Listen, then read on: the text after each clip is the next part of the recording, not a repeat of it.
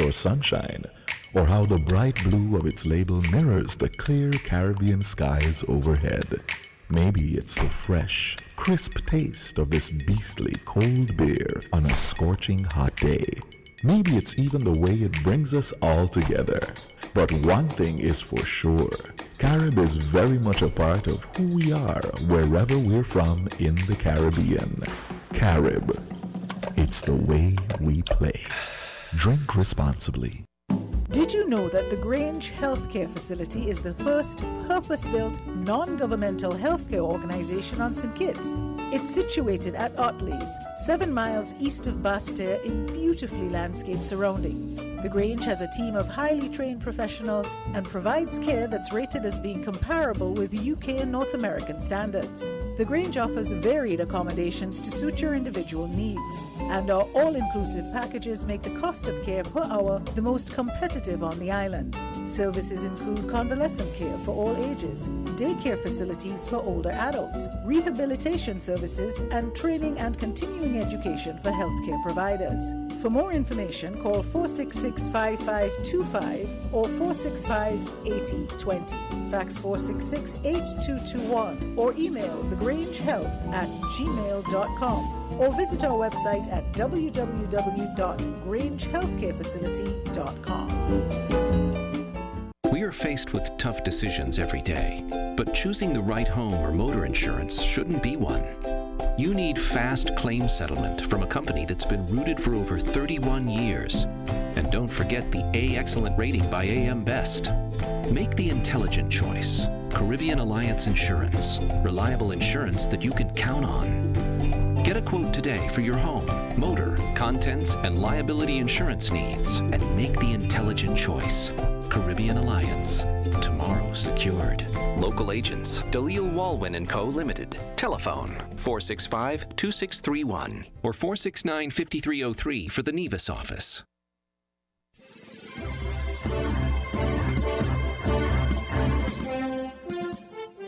With the WinFM News, I am Devon Cornelius. In our top stories, UE Class of 2021 graduation ceremonies begin this weekend. Presence of African swine fever in the Americas threatens food security, experts warn. Antigua and Barbuda, Jamaica and Grenada implement new vaccination policies. Now, the details.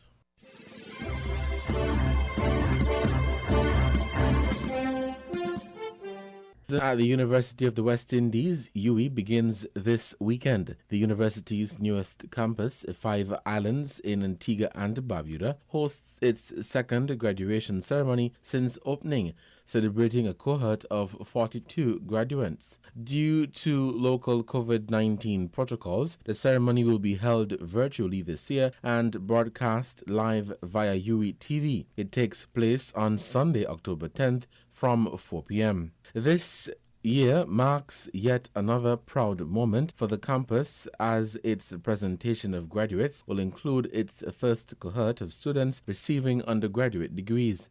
27 will graduate with Bachelor of Science degrees, Social Sciences, with 6 among them who earned first-class honors. This year's cohort of postgraduates includes 15 people, of which 13 will graduate with distinction. The class of 2021 will be represented by valedictorian Nadine Jean-Pierre, who earned first-class honors in the Bachelor of Science in Management Studies with Accounting program. As is customary at all UE graduations, the Five Islands campus will confer honorary degrees on 2 eminent nationals for their outstanding contribution to regional and international development. Sir Anderson Montgomery Everton Roberts, a former cricketer, will receive an honorary Doctor of Laws LLD degree, and Dr. George A.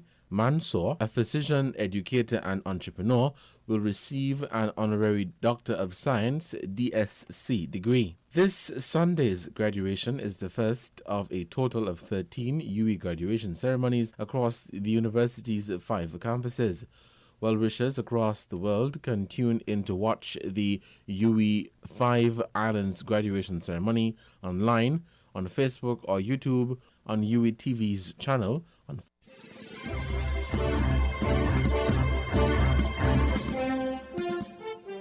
In regional news, coordinated efforts in Latin America and the Caribbean are required to overcome African swine fever, given that its recent emergence in the Dominican Republic and Haiti poses a threat to food security throughout the region and to the livelihoods of small and medium-scale producers. This was the warning made by specialists participating in a webinar organized by the Inter-American Institute for Cooperation on Agriculture, AICA, within the framework of the Caribbean Week of Agriculture 2021. African swine fever is a highly infectious hemorrhagic disease that affects both domestic and wild pigs and is harmless to humans. The disease had not had any presence in the Western Hemisphere for decades, and there is currently no vaccine to combat it. The disease was last detected in Cuba in 1971 and 1980, in the Dominican Republic in 1978, and in Haiti in 1979. However, cases were confirmed in the Dominican Republic and in Haiti in July and September of this year, respectively. The two countries share the island of Hispaniola in the Caribbean Sea. The webinar was organized with the aim of raising awareness in the public and private sectors of the importance of investing in surveillance and prevention programs, as well as sharing experiences and information regarding how to recognize and prevent the spread of the disease. The 16th edition of the Caribbean Week of Agriculture, inaugurated in Trinidad and Tobago in 1999, was convened to foster consensus building among key stakeholders on the future of agricultural production and rural life in a sub-region that is aiming to reduce its strong dependence on food imports. It is organized by CARICOM in collaboration with the Caribbean Agricultural Research and Development Institute, CARDI, AICA, and FAO.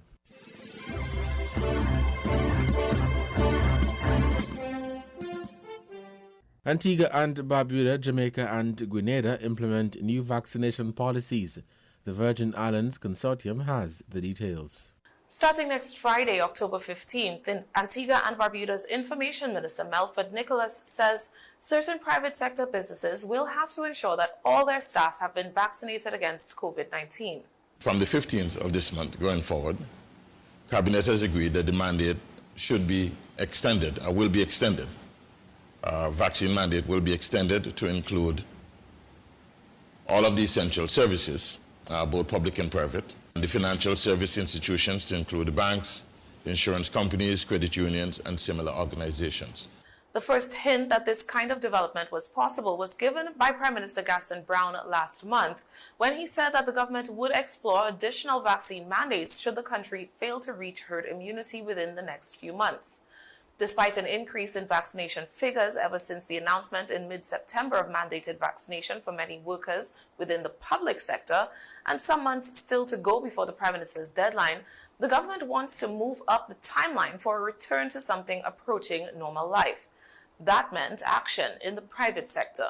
What we want to ensure is that these organizations, these private sector organizations, put in place a necessary regime to ensure that their places are safe for commerce and they are safe for the employees as well. So we would want all of the employees within these organizations to be a part of the mandate.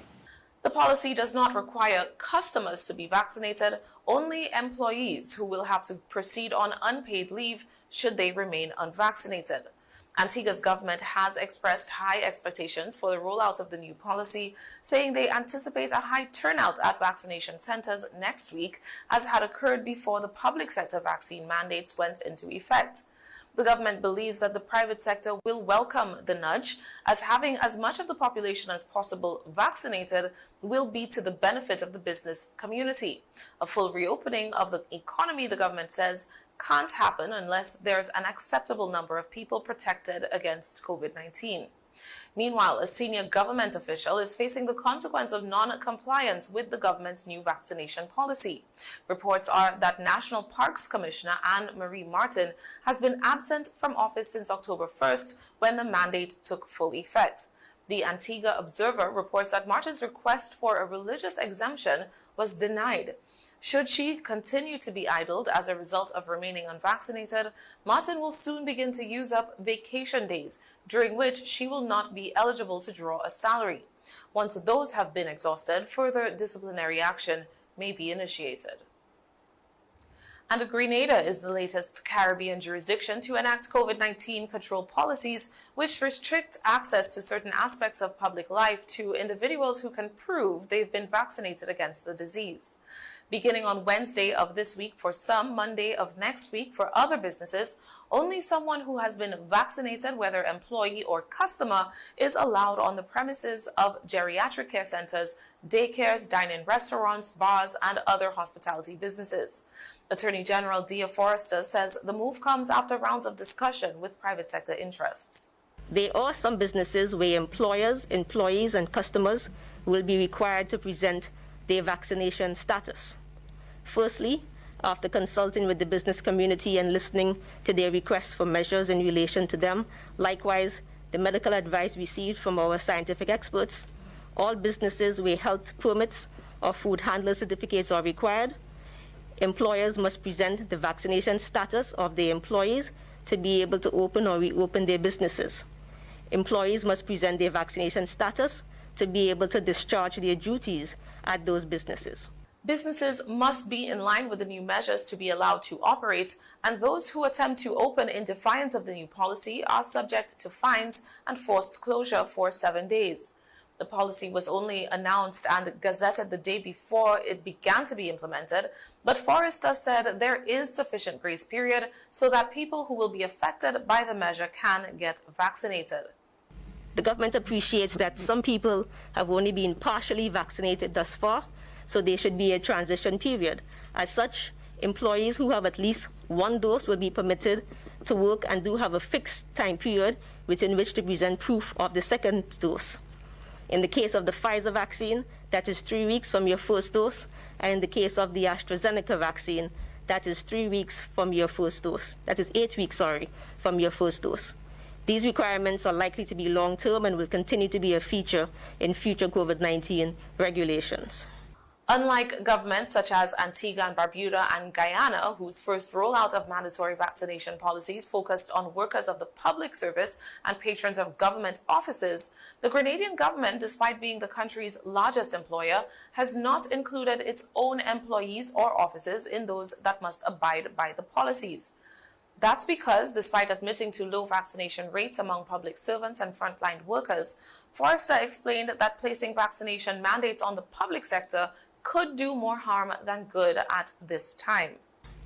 Some may have concerns that certain businesses have vaccination requirements now, while frontline healthcare workers are not being regulated in a similar manner as yet, or even before them. It is useful to put that in context now.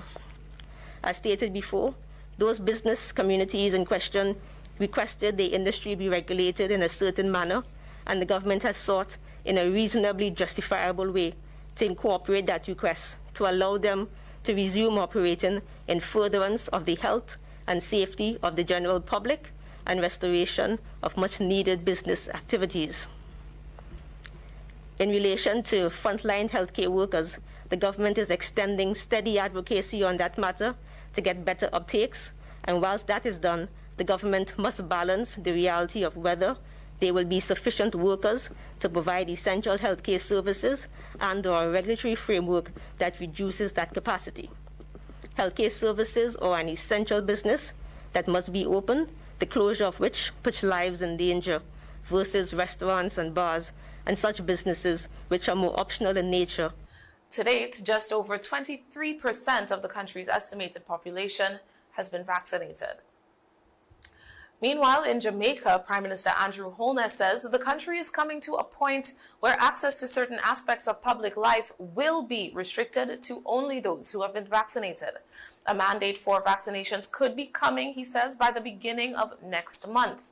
The Jamaica Observer reports that the Prime Minister spoke to local reporters on Thursday during a tour of vaccination sites in Clarendon, saying that the country is quickly reaching, quote, that critical point where we can start to take differential action. Only about 10% of Jamaica's nearly 3 million people are vaccinated, a situation Holness says is untenable. Quote, those people who want to return to normal and don't take the vaccine, nothing no go so, the Prime Minister pronounced. Holness believes that the government has done everything it can to inform the public about the benefits of vaccination, to provide vaccines, and to encourage voluntary vaccine uptake. Now it's time to up the ante. A vaccine mandate of some kind, Holness says, is necessary to alleviate the suffering of one of the country's most vulnerable demographics, children, who he called voiceless victims. The Prime Minister says it's the education system and consequently children who have suffered the most under the current status quo. Because schools are closed to face-to-face learning, students are struggling to acquire knowledge in suboptimal circumstances because, according to Holness, others choose to pursue their own freedom to not take a vaccine without thinking of how it would impact life for the country's students. The children must go back to school. They have suffered the most, Holness argued.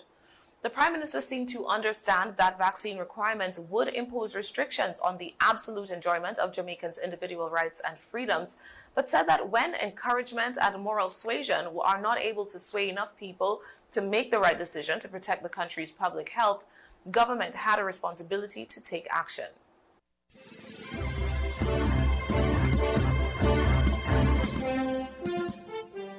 We now bring you this international report. In his first policy address since taking office, Japanese Prime Minister Fumio Kishida said that he's focused on leading his country out of the COVID-19 crisis. The government will drastically enhance the capability for its COVID-19 crisis response, such as strengthening the functions of government leadership, restraining the flow of people, taking legislative steps to secure medical resources, as well as developing domestic vaccines and medicine. A long-standing state of emergency issued to curb COVID-19 cases was lifted earlier this month. This as daily cases have fallen recently. His predecessor, Yoshihide Suga, saw a dramatic slide in support when cases surged. But the pandemic is not the only challenge the former foreign minister will be facing in his new job. Security will also be front and center as tension between the U.S. and China is extremely high, especially over territory around Taiwan. And North Korea has restarted testing its missile systems. Kishida has indicated he's considering countering this regional tension with more force, breaking with this country's defensive-only military posture. Some feel it might not be enough. Kishida mentioned just recently that Japan might need to develop strike capability rather than defensive capability, like anti-missile defense. Japan has that capability. But what if the country like North Korea has not only one shot, but second shot, third shot of missile? What Japan is going to do? In addressing the relationship with the region's top power, China, Kishida focused on stability and dialogue. It is important to build stable ties with China for both countries and the region, as well as the international community. While working with countries with which we share universal values, we say what needs to be said to China and demand firmly that it behave responsibly. We also will maintain dialogue and continue cooperating with them in tackling common issues. The new PM will need to gain momentum and grow his support quickly, as his ruling Liberal Democratic Party faces a general election on October 31st. Scott Heidler, Al Jazeera. You are listening to the WinFM 98.9 newscast. Let's recap our top stories. UE Class of 2021 graduation ceremonies begin this weekend. Presence of African swine fever in the Americas threatens food security, experts warn. Antigua and Barbuda, Jamaica and Grenada implement new vaccination policies. Devon Cornelius, WinFM, thank you for listening.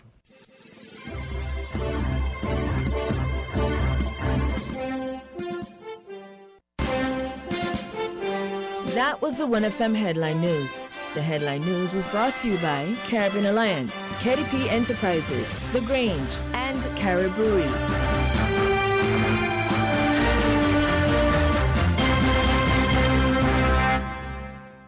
We are faced with tough decisions every day, but choosing the right home or motor insurance shouldn't be one. You need fast claim settlement from a company that's been rooted for over 31 years. And don't forget the A Excellent rating by AM Best. Make the intelligent choice. Caribbean Alliance Insurance. Reliable insurance that you can count on. Get a quote today for your home, motor, contents, and liability insurance needs and make the intelligent choice. Caribbean Alliance. Tomorrow secured. Local agents, Dalil Walwyn & Co. Limited. Telephone 465-2631 or 469-5303 for the Nevis office. Did you know that the Grange Healthcare Facility is the first purpose-built, non-governmental healthcare organization on St. Kitts? It's situated at Otley's, 7 miles east of Basseterre in beautifully landscaped surroundings. The Grange has a team of highly trained professionals and provides care that's rated as being comparable with UK and North American standards. The Grange offers varied accommodations to suit your individual needs, and our all-inclusive packages make the cost of care per hour the most competitive on the island. Services include convalescent care for all ages, daycare facilities for older adults, rehabilitation services, and training and continuing education for healthcare providers. For more information, call 466-5525 or 465-8020. Fax 466-8221 or email thegrangehealth@gmail.com or visit our website at www.grangehealthcarefacility.com. With over a century of perfection behind the Mackeson name, a smooth blend with perfect balance and richness, it's no wonder Mackeson Triple Stout has a legacy of perfection. Enjoyed the world over. Introducing our new look with the same great taste. Mackeson. All hail the king. Please drink responsibly.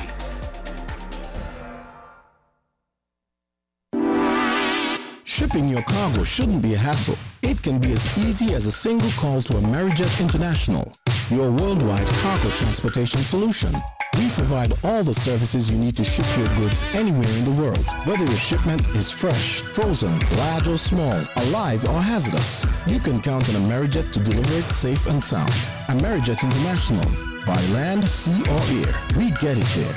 For more information, visit us online at www.amerijet.com or call us at KDP Enterprises at 466-9595. The Sound 98.9. People make the world go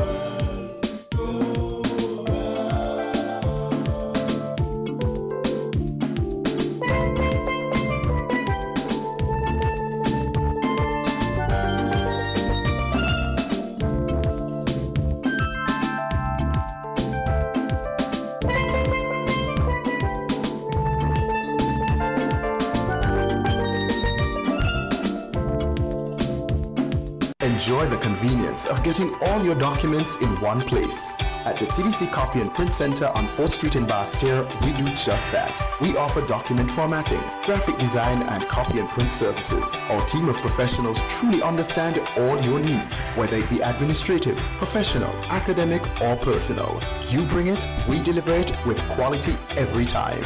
Visit the TDC Copy and Print Center today in the TDC Mall on 4th Street in Basseterre or call 465-2511. Your copy and print specialists are waiting to serve you. Maybe it's the way the brilliant gold liquid reflects our sunshine, or how the bright blue of its label mirrors the clear Caribbean skies overhead. Maybe it's the fresh, crisp taste of this beastly cold beer on a scorching hot day. Maybe it's even the way it brings us all together. But one thing is for sure, Carib is very much a part of who we are wherever we're from in the Caribbean. Carib, it's the way we play. Drink responsibly. People make the world go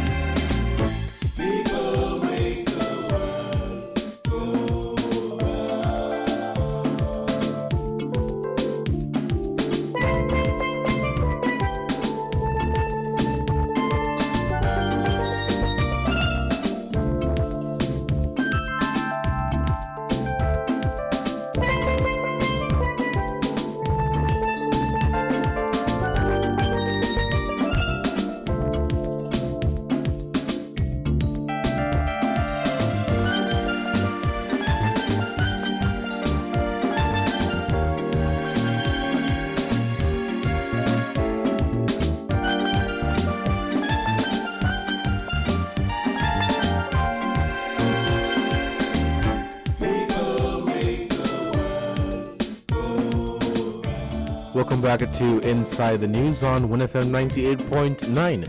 It is 12:30 and I'm your host for today's edition, Devon Cornelius. I thank you guys so much for tuning in to today's edition of Inside the News. We are live on Facebook at Win Media SKN. You can also catch us on our YouTube channel, which is Win Media SKN. If you want to participate in today's program, you can send us a WhatsApp at 662-2204. 662-2204. I am Devon Cornelius, and this is WinFM 98.9 Inside the News. For the first hour, we had the ECCB, which was represented by Elizabeth Wayland, who is the Senior Corporate Relations Officer, and she was joined by Camilla Lawrence, the Public Relations Manager at Social Security, and they were talking about Financial Information Month. We were talking about Financial Information Month.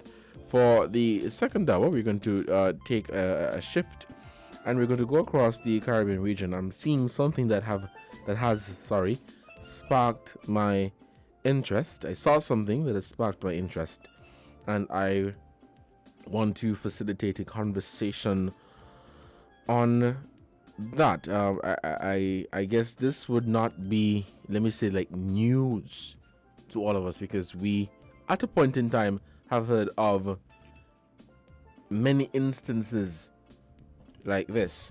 Now, the University of the West Indies, UWI, is rejecting allegations of widespread exam cheating. UWI is rejecting allegations of widespread exam cheating. It says the University of the West Indies says it categorically rejects misinformed allegations and recent media coverage on the subject of the integrity of its examinations as the institution transitioned to online evaluations in response to the COVID-19 pandemic. The university says it is confident that there is absolutely no evidentiary basis upon which the media reporting of increased or widespread cheating can be taken as factual. Alarmed by the unfounded allegation, the Vice Chancellor of the UWI, which is Professor Sir Hilary Beckles, stated, "These are highly offensive, inflammatory, and unprofessional allegations because they are not rooted in any factual evidence. Once again, ad hoc and random references are unscientifically strung together to damage the hard-earned reputation of the university, but cannot stand as sound reporting. To argue that the university is a cheater and has widespread student cheating is untrue, unethical, and is an unwarranted assault of the UWI and must be rejected. The university assures that its systems for teaching and examination continue to be robust. It is for this reason that the initial anomalies which were discovered and subjected to a detailed investigation in an internal report prepared by the Mona campus to the UWI Academic Board came to force. UWI is rejecting the allegation brought against them that there is widespread examination cheating. Know that most of their classes and courses have transitioned to the virtual setting, the online setting, because of the COVID-19 pandemic. It says the university stands on the integrity of examination processes. In this regard, there has always been keen attention to the full adherence of the system purposefully designed to monitor and identify irregularities and non-compliance. We're going to start this conversation, and we have our first call for this afternoon. Let's take this call. Okay, we seem to have lost that caller. I apologize for that. The numbers are 4660989, 7620989, and 6620989. This is Inside the News on WinFM 98.9. Let's head back to the phone lines. Caller, good afternoon. You're on the air. Greetings. Give thanks for the information shared on the first half of your program, you know? Yeah. You're welcome. Important information. Okay, you have any topic particularly? That's information you just shared on UWI. We are wondering if within it all, if where you said, use the word off, OF, it should be on, O-on. Check it out for us now. You're dealing with any topic in particular? I started this conversation with that allegation from UWI, but if you have something you want to touch on, you can go ahead. Okay.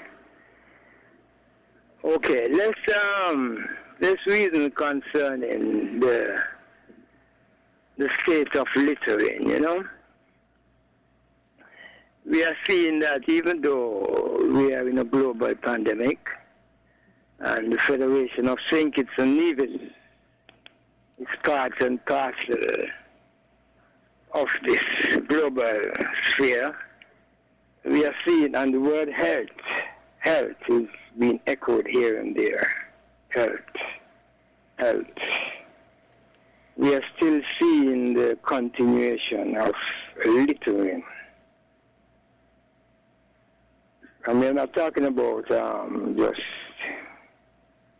people throwing refrigerators and old stoves and this and that in lands here and there where there should be food planting. We're talking about just a small trash blind eye, you know. We're talking about littering of everything and anything. The drains continue to carry much more than water, much more than moss. Alleyways, byways, streets, here and there, people just continue to chuck garbage. We see around the square where the food courts has even been moved.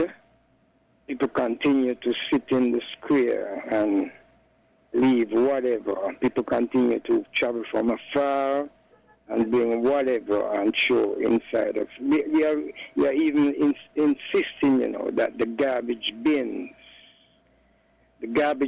in the square be relocated. If there are bins to be used for persons who sit, in that green space, and that those bins, it should be just one bin and be emptied regularly. One bin, and it be placed somewhere in the center, more in the center of the square. And people who go there and have certain garbage to dispose, they're not to do so. They have to take it away, just little small pieces. It's one of the only green spaces that we have.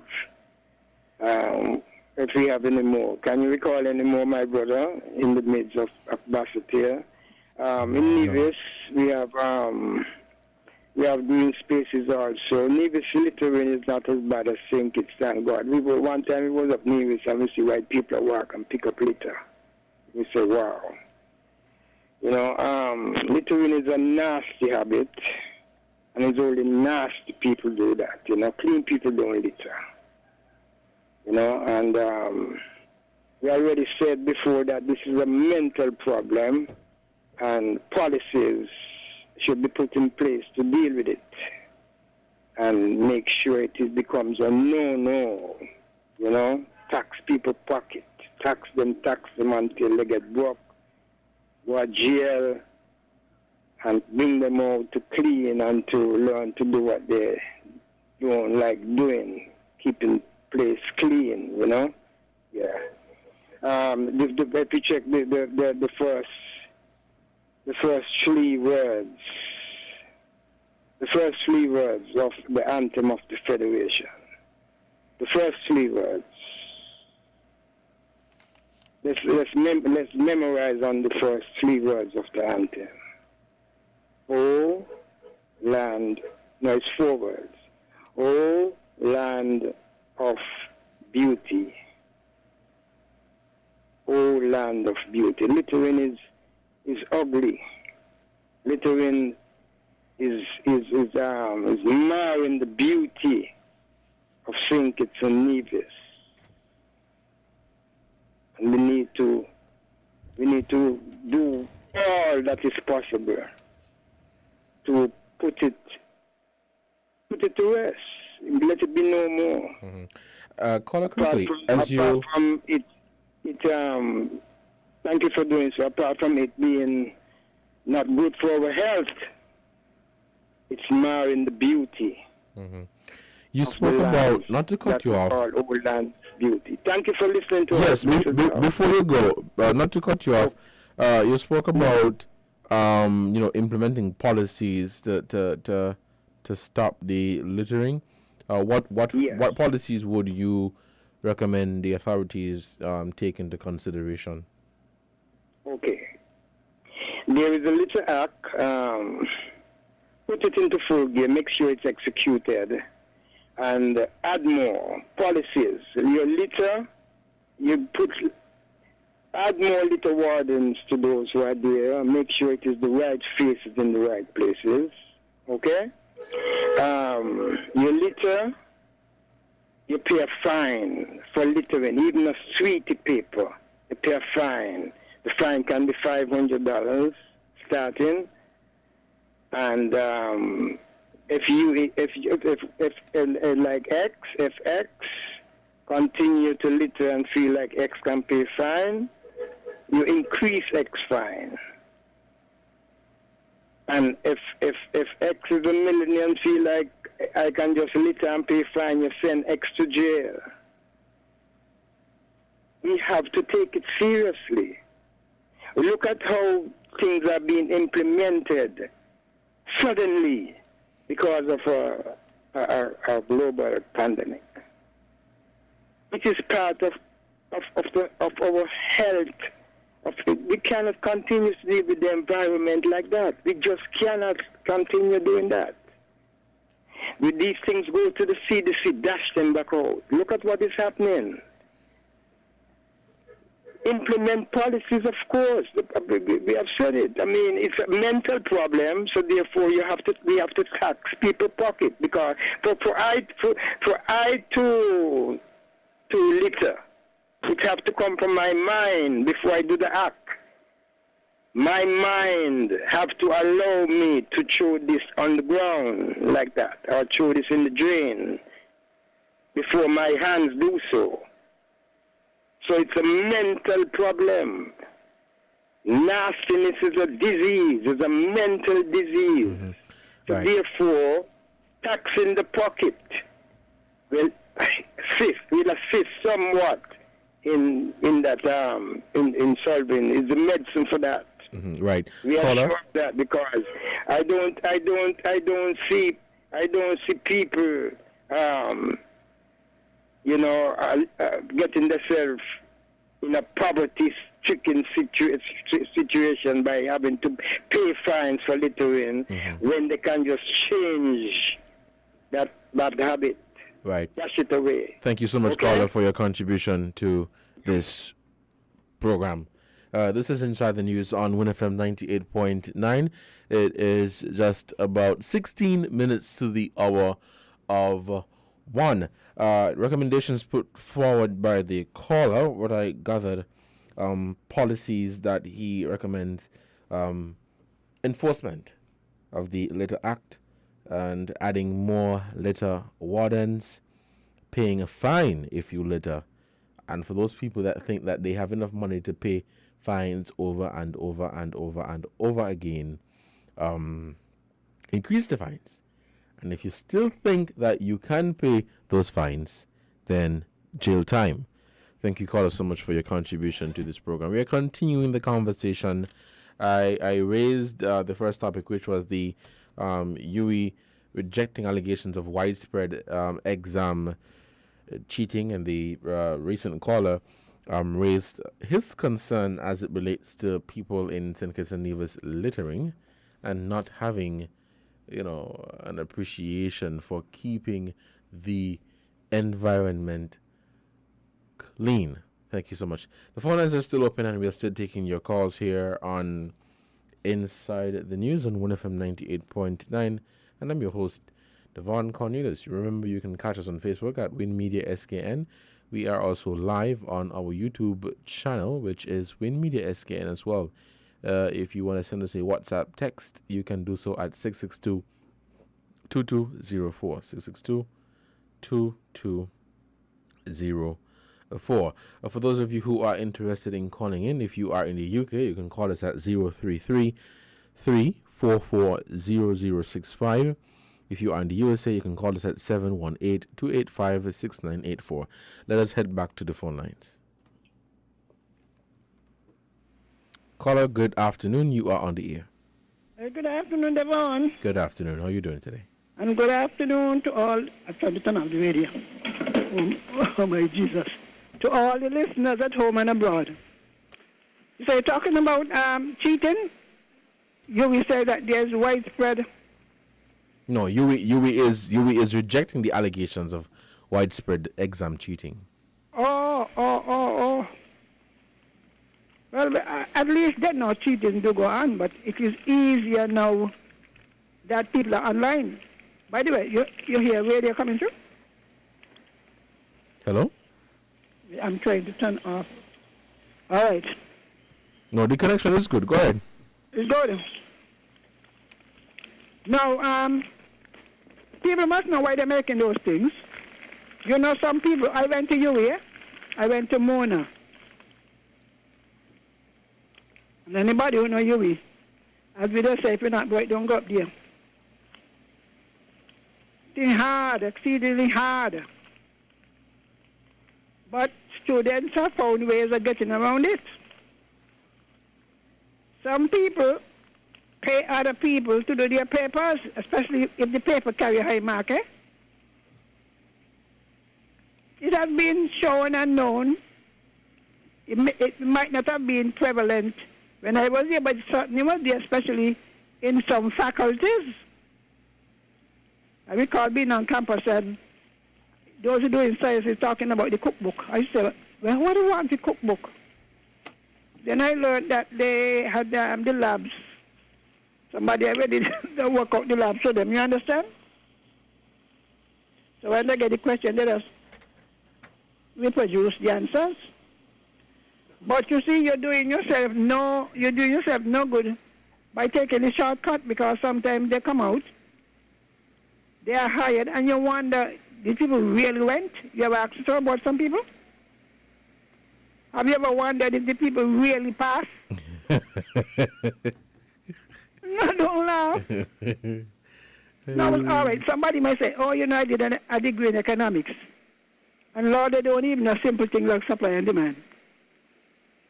Not to mention the sexual part. It happens, you know. We are a lecturer, God was to me. But some of them do give marks for sexual favors. It ain't no, if it happening in the house of God, what is it happening in the den of lions? You know?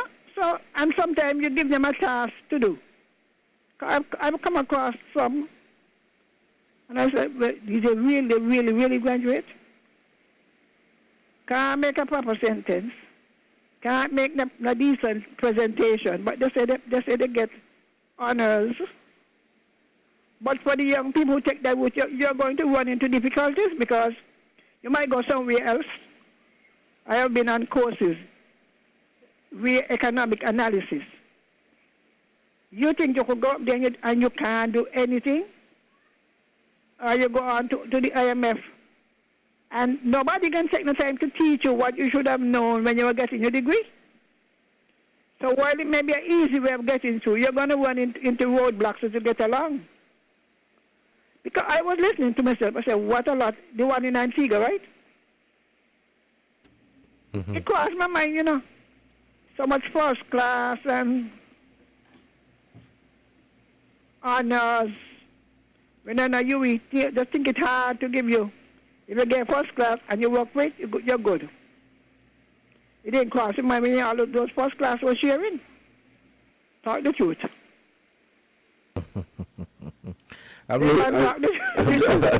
just listening to you. I was here listening at the Antigua campus, and I said to myself, well, they're very generous with the marking, because I know for the life of me at UE, you're better know your stuff, or you got to cheat you. Not two ways about it. And when you have so many in a small campus, maybe they got more first class than Jamaica, which has thousands of students.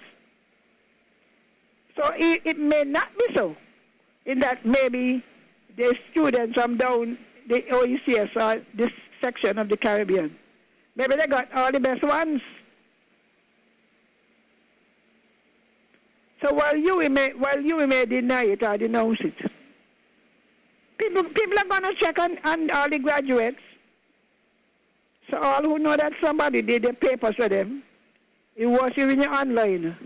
You're online. But you know, these things come to light, you know. You can always tell. I mean, you have people graduating with these degrees, and when you put them to do... When people run with doctorate, Jesus. When you put them to do the work, they can't get it done. So telling sometimes you could really tell. Look, you know, doctorate knocking dog now.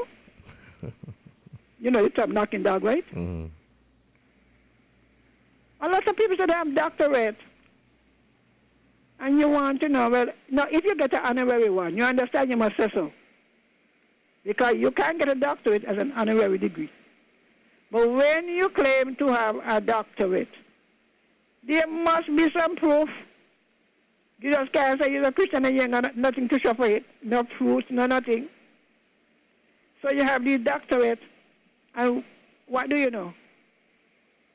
I had to challenge one at a time, you know. But, oh, you know, I'm doing my doctorate, and then he started to call the name of some of the lecturers.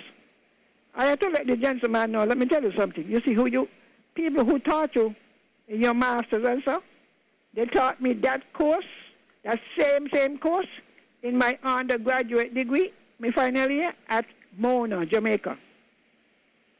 Because all degrees are not equal. You know that? Yes. When you're going to study, you want to look for the one that gives you the easiest pass. Because corporate, St. Kitts or corporate, wherever you go, they have an idea of the grading. And if you know that the grading is, or the school is not accredited, why waste your money? A lot of teachers were caught in that trap, you know. They had a graduate school here. I don't know if you know about it. Well, you're young, so when I say, I don't know if you know. You could always, when I tell you something, always back check it. They had this graduate school here, offering graduate master's degrees and so, you know. And a lot of people invested their money only to discover that the thing was not accredited. If this school is not accredited, then nobody can count it. Mm-hmm.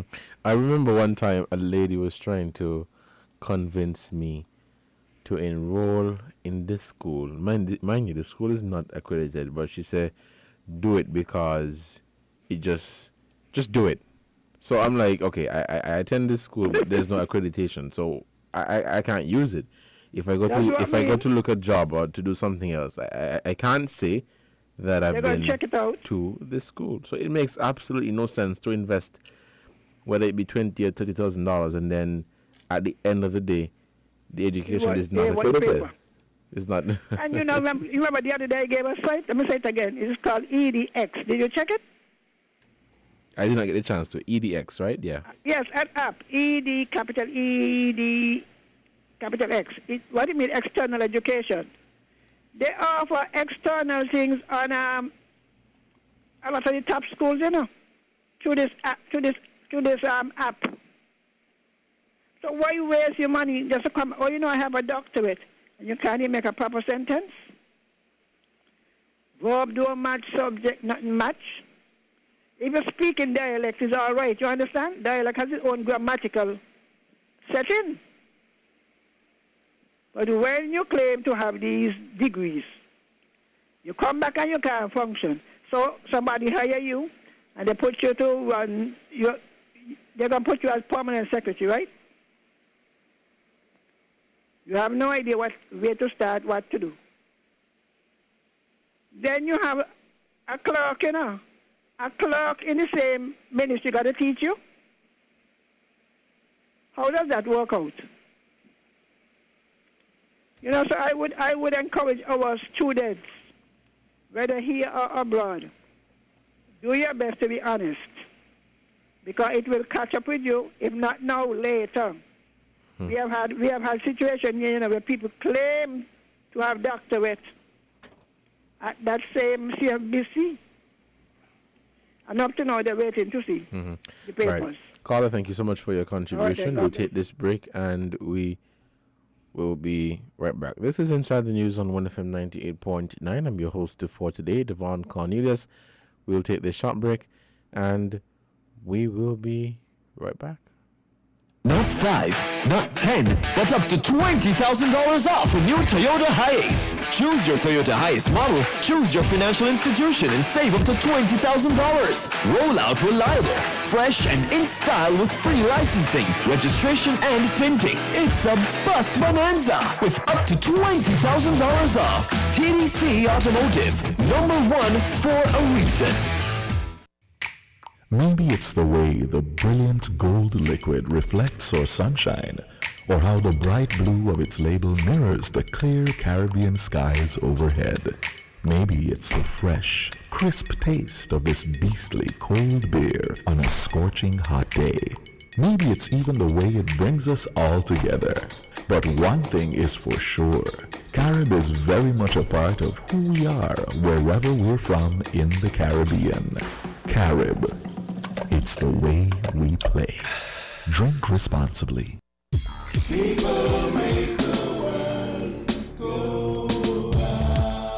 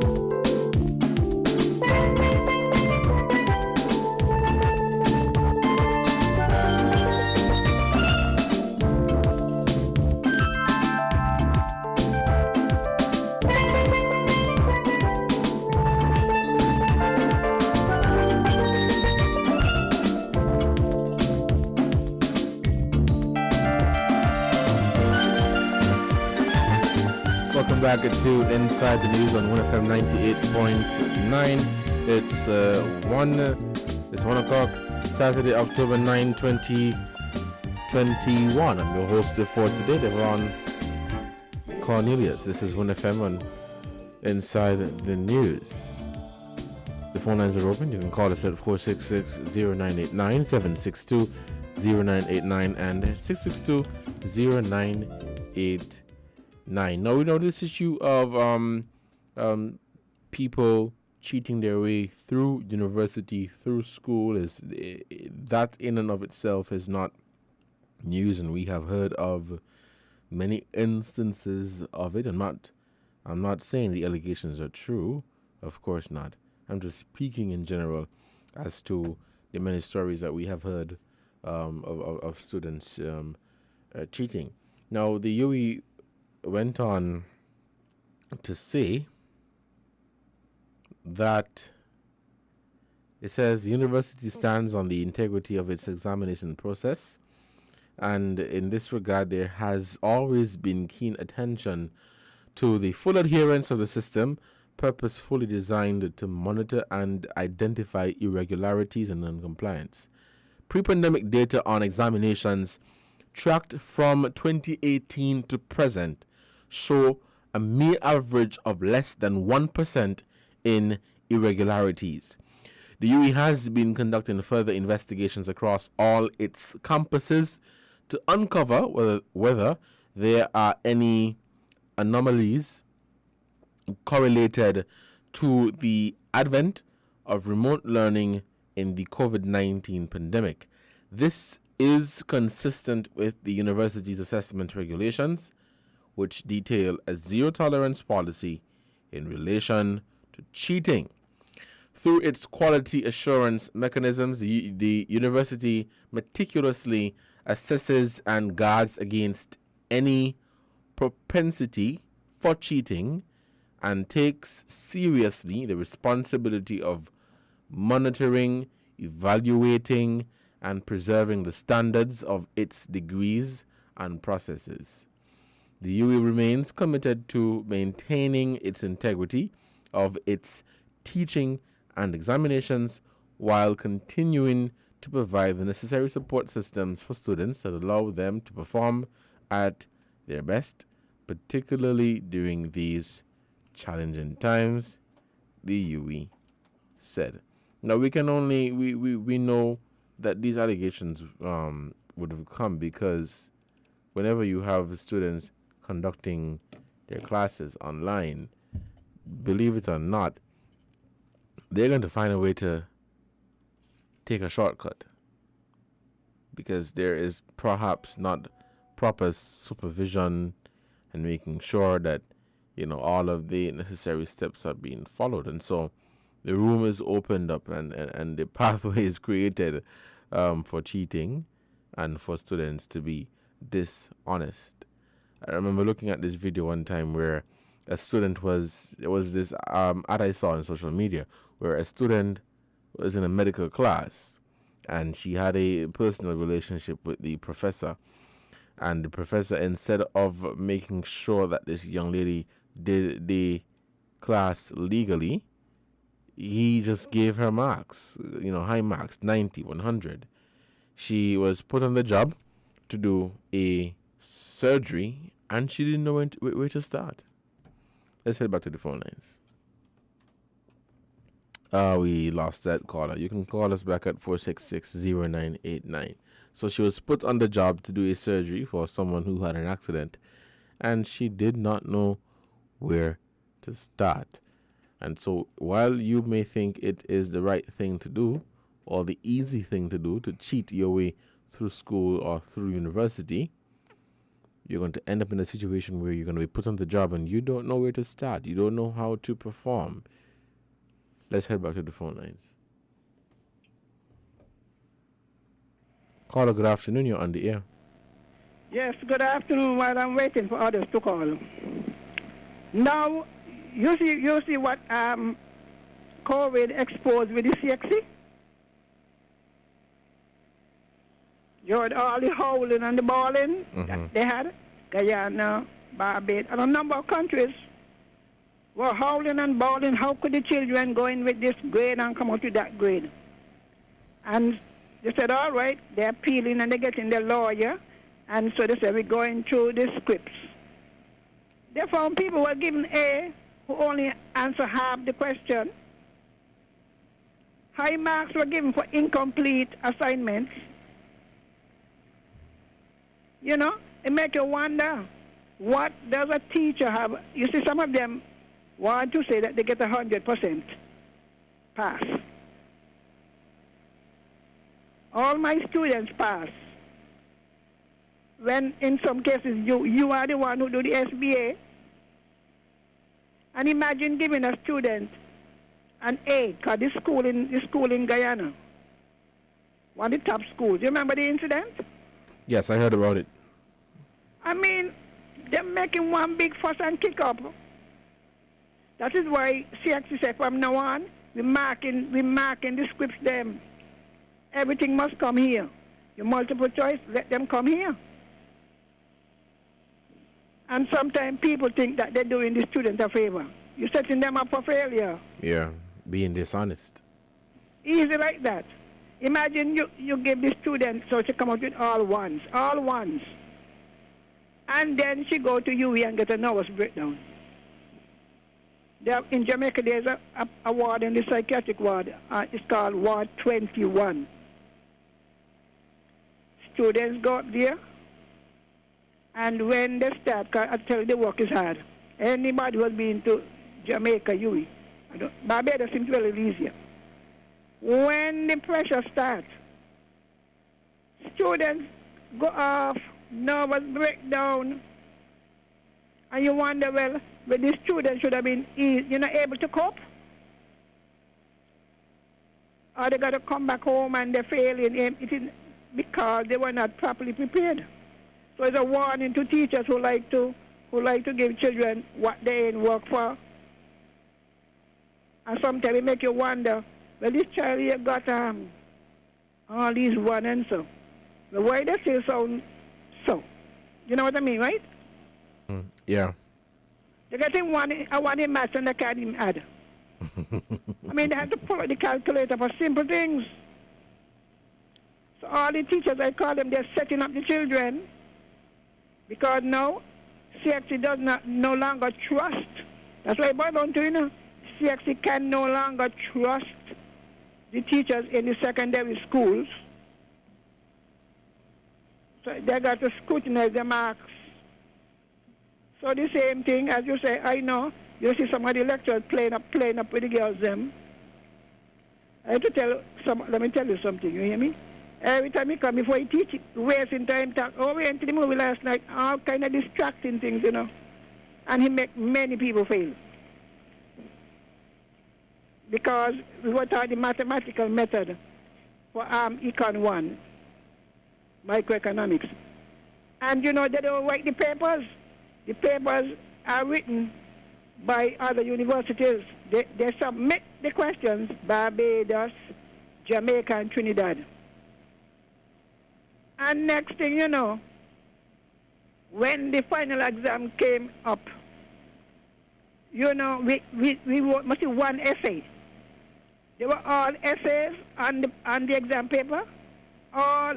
So you don't waste up people's time talking and laughing up with the little girls them. And then go and say, well, you all better go and read the book, But I tell them, I said, let me tell you something. If I fail you here, I'm going to the dean for you, I'm going to the dean. I have 3 young children home, and I can't do over what you failed to do. I had to read the book, Lipsy, like it's a Bible, cover to cover. Many people drop out of economics. When I graduated, only 3 of us. And these classes start out in the 10 and the 20s. So they're not doing the right thing. And all your teachers there who fixing marks to children, you're setting them up. All right then. Thank you, caller, for your contribution. We'll take this quick break to say thank you to our sponsors. When we come back, we'll continue this conversation. The phone lines are open. And the topic for discussion is the allegations brought against the UE on allegations of exam cheating. Sorry. Before we take this break, let's take this caller. Caller, good afternoon. You're on the air. Good afternoon. Yes. If teachers cheat, well, teachers in the secondary schools, if they cheat for students, it's not that I am agreeing with it. It's not that I support it, because I will not support it. We have to look in another direction. Okay? We here, well, it happens a lot in this country.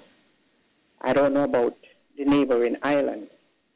I don't know about other Caribbean islands, but I know here in this country, it's all about a numbers game, right? Teachers are put under increasing pressure to produce numbers, stats. You think it is easy when, whether the Ministry of Education officials go to school, the various high schools, or they get in the media with their report or whatever, and they're talking about this subject pass receive 100%, this subject area receive 100% in this high school, and that school receive this percentage, and that, it puts teachers under a lot of pressure to produce or to churn out numbers and stats. That is what the teachers are forced to do. And so the real worth and teaching from the system is either lessened, dampened, trampled underfoot, whatever you want to say. You understand? There are so many activities that teachers have to engage in. And if teachers have to focus on the syllabus, some of them will not get involved in activities. But then some of them are threatened. Oh, this is part of your job description, and if you don't do it, you will be written up. So teachers get involved in all sorts of other extracurricular activities, but at the end of the day, they still have a full slate of syllabus to complete, especially if they have exam students. They still have it. Now, what they don't have at that end is time, because a lot of time is taken up with all of these extracurricular activities. You see? So, what is the teacher to do? The Ministry of Education officials and people in society, they are not concerned about if a teacher gets, a few students in his or her class, and they might have had, whatever problems, whether stemming from the home, society, peer pressure, other things affecting these students. And they don't care to know that the teacher actually invested quality time with that student and help that student, work with that student, and then you see an improvement in the student's behavior, right? From being problematic, troublesome, interfering, what they call it, teenage delinquency, or high rate of absenteeism, and and some teachers have to be one on everything. They have to get involved in other stuff to help students, and if they don't, they're bashed by the ministry and other people, because they expect them to do this and everything more. They are supposed to be super people, human beings. So the improvement in that child's behavior and everything has increased. But nobody cares about that. Nobody cares about that. Okay? Now, a child might come out of primary school, go into high school, and is not performing well. Maybe nothing is wrong academically, but the solid foundation that should have been set in the primary school, maybe it wasn't there. So there might be gaps in the child's learning. Some of the concepts, They don't really get the hang of it. And sometimes in the high school, there's some teachers who have to go all over again, right? And you move that child from a D to maybe a D plus, maybe to a B minus. Nobody concerned about that. That is an improvement. But nobody looking at that. Nobody looking at that.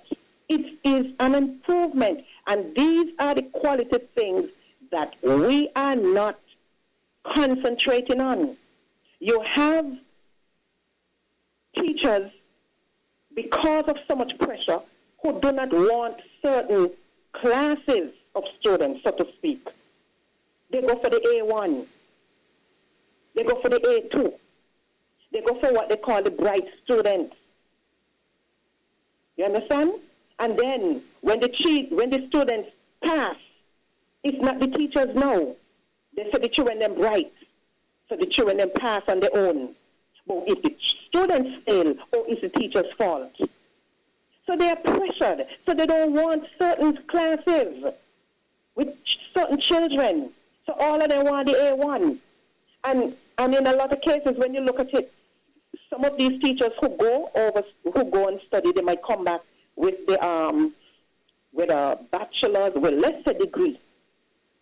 There too, people expect them to perform. And so these ones who have the higher learning qualification, they are the ones who should be put in classes where you have the slower students. But some of these teachers do not want these classes because they will have to invest a little more than the A1. So when they get the A1 students and you hear, well, okay, 10 out of 10 students all pass, it makes them look good. And everybody go around and say, hey, yes, you know, that's a good teacher. And the students pass, all of them pass. Right. But that to me is not the true test. So you understand what I'm saying? Yeah, I'm following you, yeah. Yes. So it's the system that is sort of engendering a certain type of mentality and behavior, right?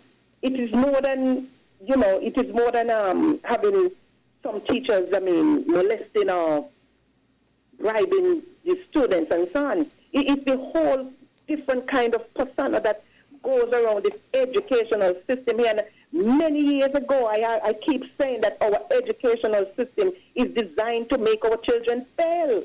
We have children who may not be that academically inclined. They might be good with their hands and other stuff and so on, you know?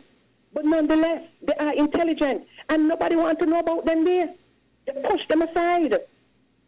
They concentrate on those who are more academic, those who can go in the office and put on high heel and scarf and tie and all them sort of thing. And they leave this large section of children in our society, and they allow them to go to the dogs.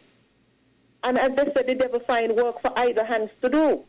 You understand? So the whole educational system that we have, it needs revamping. I keep saying it years upon years now. It is designed to make our children fail. If you think I am lying, look around what we have today.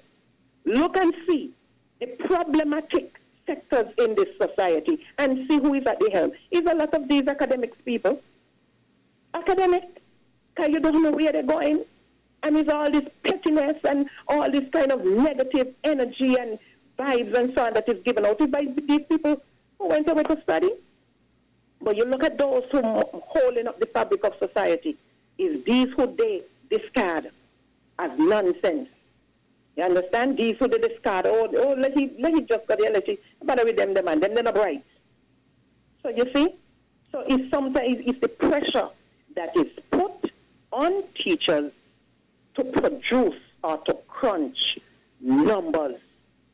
They crunch numbers, and at the end, the students don't even learn a thing because they've been pushing and pushing and pushing. You know, sometimes, and finally, because I don't want to stay much longer, sometimes even if you go to sixth form, students are not allowed to really analyze and so on. They give them a lot of rote thing, and the teachers then give them this, this is what is coming on the exam, and make sure you familiarize yourself with this. And if they choose a question that is different to what they might have given them, drill them in to prepare them for exam, they feel like the student has failed. And in a lot of cases is when students step out on that wider branch and attempt a question and use their own common sense and analyze well and whatever the past. So it's a whole mess. But anyway, I will stay here. Caller, thank you so much for your contribution to this program. Let's take a quick break to say thank you to our sponsors. When we come back, we'll definitely continue this conversation. Let's take this quick break and we will be right back. We're different. We're 98.9. 98.9 Win FM. For in-depth conversation into social, political, and economic issues affecting the people of St. Kitts and Nevis, tune into Voices every Monday, Wednesday, and Friday from 11 a.m. to 1:30 p.m. We care about the voices of the people. We hear voices from the ghetto, crying, crying, crying, Lord, Lord, crying, voices from the ghetto. Gift for Dad's birthday? Click. Ooh, Janice's retirement party? Click. Outfit for my girl's wedding? Click. With TDC Airbox, you click, we ship. Register for your free U.S. mailbox today and shop all your favorite stores online. Enjoy the convenience. Free consolidation up to £10. Competitive rates. Free package tracking account with live notifications. Free delivery and, of course, excellent customer service. Visit our website at tdcairbox.com and register today. For more information, visit our offices at the C.A. Paul Industrial Site in St. Kitts and Penny's Industrial Site in Nevis. Follow us on social media at TDC Airbox. TDC Airbox. You click, we ship. Terms and conditions apply. Maybe it's the way the brilliant gold liquid reflects our sunshine, or how the bright blue of its label mirrors the clear Caribbean skies overhead. Maybe it's the fresh, crisp taste of this beastly cold beer on a scorching hot day. Maybe it's even the way it brings us all together. But one thing is for sure, Carib is very much a part of who we are wherever we're from in the Caribbean. Carib, it's the way we play. Drink responsibly. People make the world go.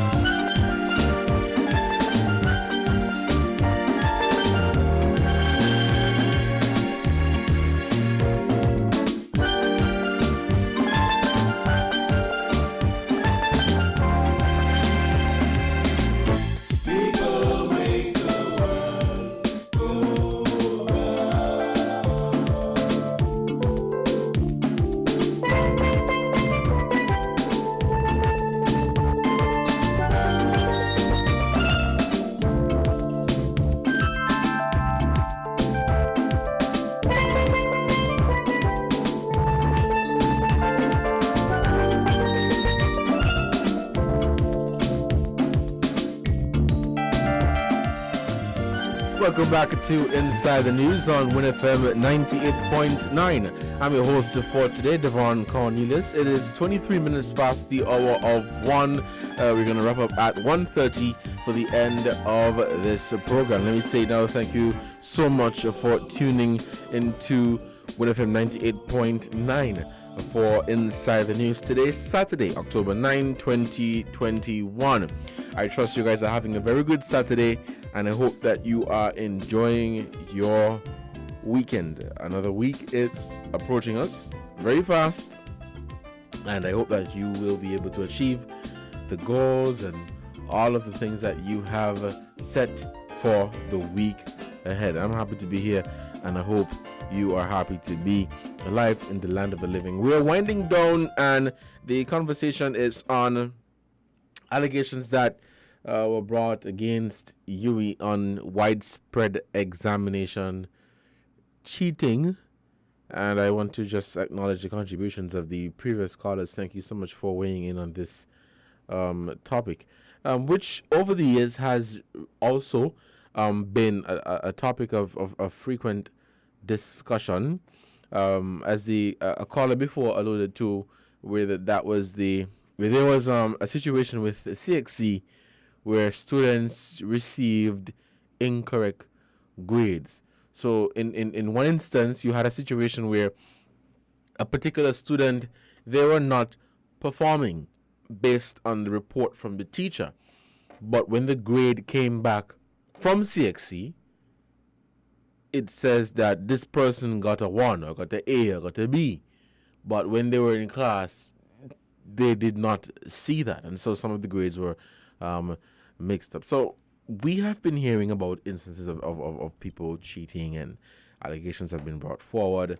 But sometimes you can tell because people would get a degree from a particular university, whatever, a college. And as the caller said, and I agree, you put them to work and you don't see anything. You don't see where they spent all of this money because they did not work for it. And as some of the people have alluded to, is that sometimes, while I appreciate the work of the teachers, and there are some teachers that go over and beyond. There are some teachers that they are not just teachers. They are sometimes parents to these students. They are guidance counselors. They're doctors and nurses. Teachers really globally and generally stretched thin, and they are expected to do a lot. And while there is a general and overall appreciation of the work that teachers do, the reality is that there are some teachers, they may not have the same level of dedication as others. I mean, we were all once in primary school, high school, and we can attest. You had a teacher that was really much into your education, very much invested in your education, made sure that you were attending all your classes, making sure that you were completing your homework and assignments, while there were other teachers who could really care less, and they were just, coming, putting the work on the board, and if it is up to you if you want to do it. But generally, there were teachers that made sure that students did what they have to do. As a caller made mention of, it doesn't really help the child when you cheat for them or when you do the work for them. And if I may piggyback off of what was said, you basically and you literally set them up for failure. So while you may think you're doing something good, you're helping the child, you're doing the work for the child, you're setting them up for failure. And that would in turn set them back in life. They won't be ready for the real world. They won't be ready for the world of work. And they would always have that, closed mentality where they're just depending on teachers or depending on their parents or depending on other people to guide them through. So they're not going to be as independent as one would expect them to be, because there was always somebody to guide them and do the work for them, which is sad. Guys, we're running out of time. The phone lines is still open. We can take just a few calls, perhaps just one or two more calls, and then we're going to wrap up this conversation here on Inside the News on WinFM 98.9. I'm your host, Devon Cornelius. Let me say thank you guys so much for joining me today. For those of you who tuned in late for the first hour, we were joined with a representative from the Eastern Caribbean Central Bank and a rep from Social Security to talk on Financial Information Month, the importance of the month, and some of the steps and measures that they have put in place to further educate people on Financial Information Month. This afternoon, we were focused on the topic of, the allegations that were brought against the university on widespread examination cheating, which the school has refuted. They have denied those claims. We're out of time, and so we're going to end this program right now. Thank you guys so much. See you next week. Have a great Saturday. Stay safe. Remember to wear a mask, wash your hands, and if you're driving, wear a seatbelt, and don't drink and drive, and do what you have to do to keep your family safe. We're still in the pandemic. The cases are still on the rise. You're seeing more than 30 average cases per day.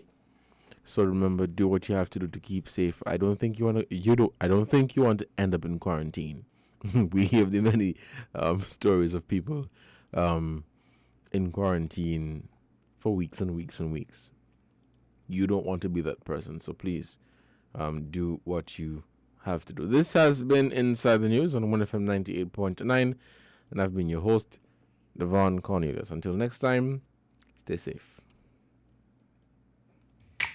Maybe it's the way the brilliant gold liquid reflects our sunshine, or how the bright blue of its label mirrors the clear Caribbean skies overhead.